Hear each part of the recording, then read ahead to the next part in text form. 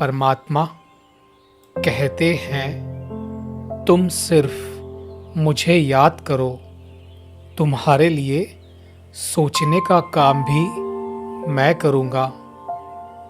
परमात्मा की याद में रहने से जीवन की सर्व समस्याएं सहज ही समाप्त हो जाएंगी।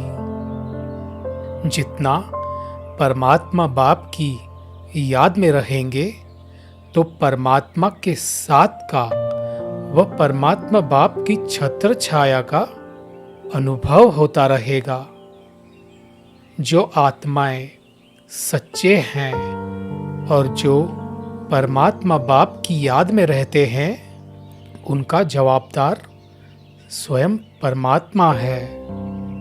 परमात्मा बाप की याद में रहने का साधन है मेरापन भूल जाना। सब कुछ बाप का है, यह तन भी आपका नहीं, परमात्मा बाप का है। जैसा संग वैसा रंग, परमात्मा एवर प्योर है।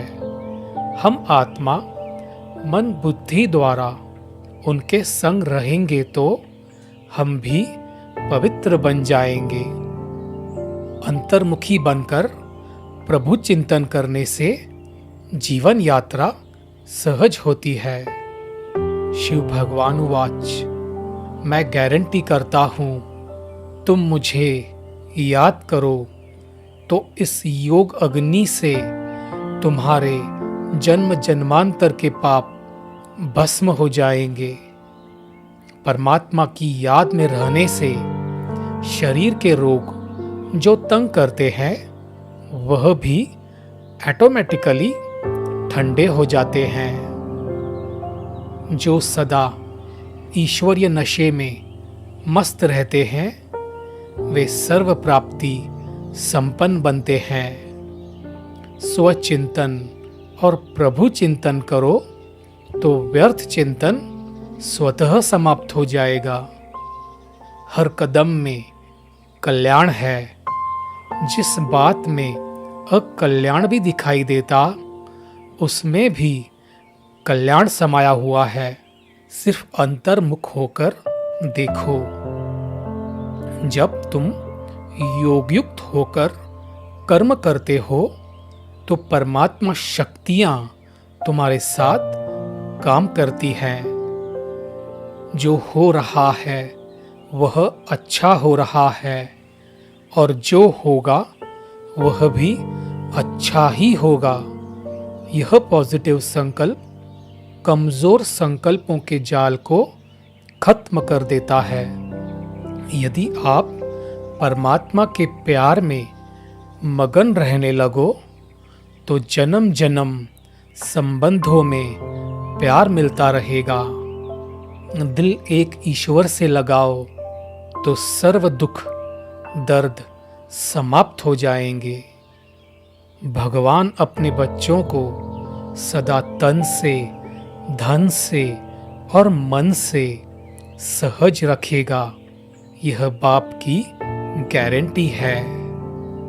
दूसरों की गलतियां क्षमा करना और भूलना ही महानता है। यदि आप सम्मान चाहते हो, तो पहले सबको सम्मान दो। न व्यक्ति बदलेगी, न स्थान बदलेगा, न परिस्थिति बदलेगी। तुम्हें स्वयं को बदलना होगा।